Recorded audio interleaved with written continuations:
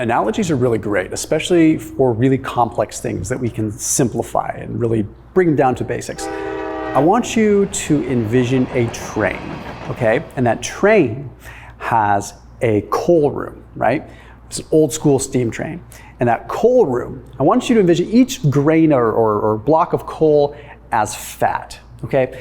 And you are just shoveling that fat into the engine room, and the engine is incinerating it. It's burning it, right? You are burning fat.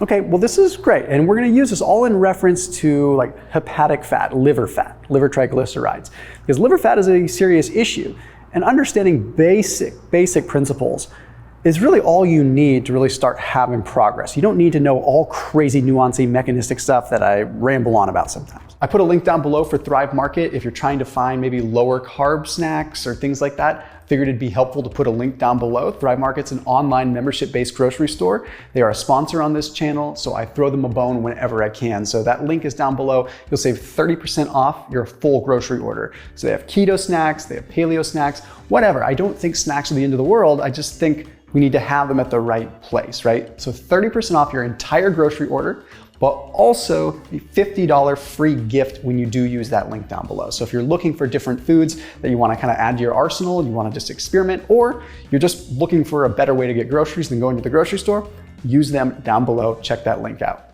Okay, so you're shoveling that coal and you're burning fat. And then all of a sudden, some wood chips get thrown into the engine room.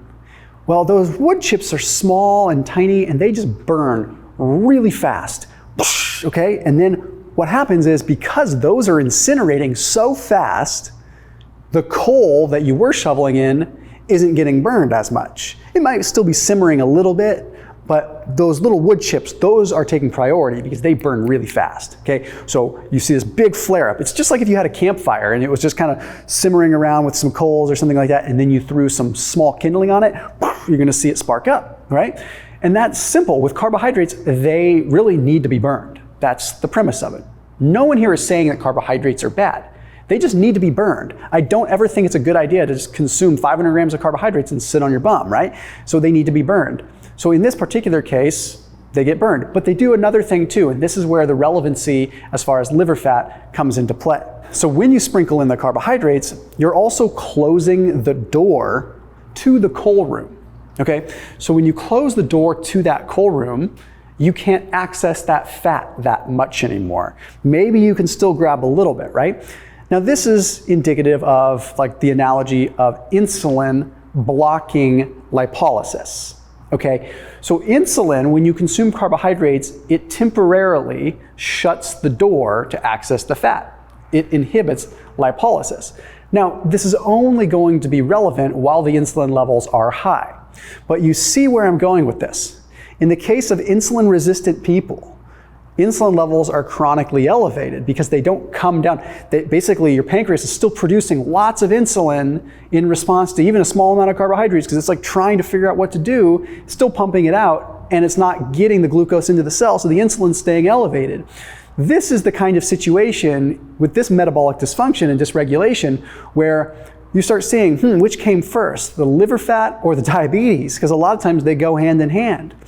But liver fat is a very clear indicator that we have overfeeding happening at some very basic fundamental level.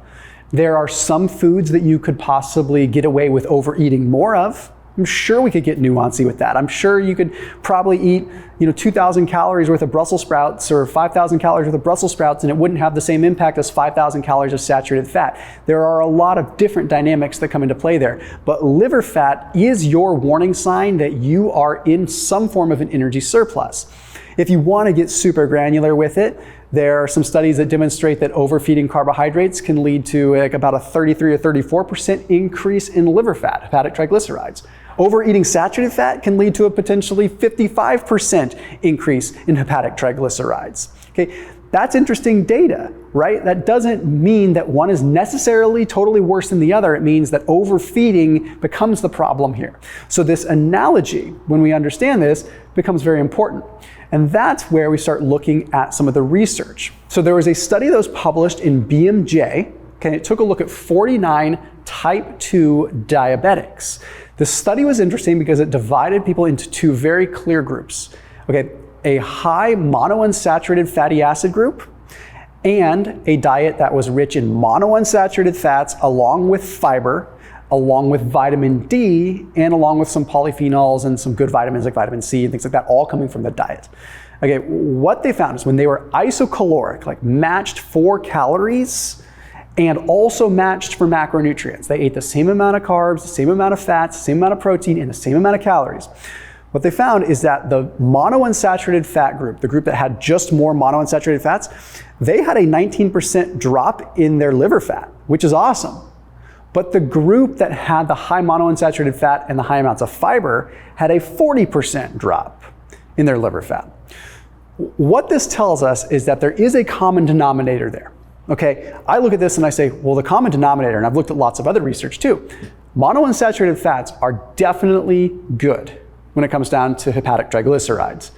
I would go, I definitely don't want to necessarily go on record and have it, but I guess I could say with some pretty solid certainty that monounsaturated fats are definitely good for a fatty liver, right? But we also have to look at the whole equation.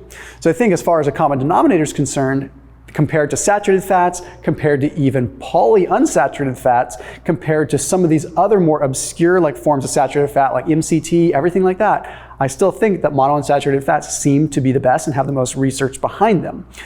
Now, when you look at some other studies, you notice that when people increase their intake of monounsaturated fats, they consequently decrease their consumption of carbohydrates. So that could be playing into the equation too, right? Is maybe by increasing monounsaturated fats, we're naturally not eating as much carbs. But with this particular study, since macronutrients were matched, we can kind of throw that out the window with that study. And we just know that, okay, monounsaturated fats isocalorically are doing something. And the reason that they potentially do that is they have some, again, potential mechanisms to drive up fatty acid oxidation. And what that means, coming back to our train analogy, is they might have the ability to shovel coal or add another person to shovel coal, right? So now you're able to shovel coal a little bit more efficiently because you have two people shoveling coal instead of one. And that is a vast oversimplification, but it paints a picture of what could be going on here. So what is the takeaway from this video? The takeaway from this video is try to get the bulk of your fat calories from monounsaturated fats. Sound cliche and generic enough for you? Avocados, olive oil, avocado oil, macadamia nuts, macadamia nut oil, things like that should be the bulk of your fats, if you ask me. As always, keep it locked in here on my channel. I'll see you tomorrow.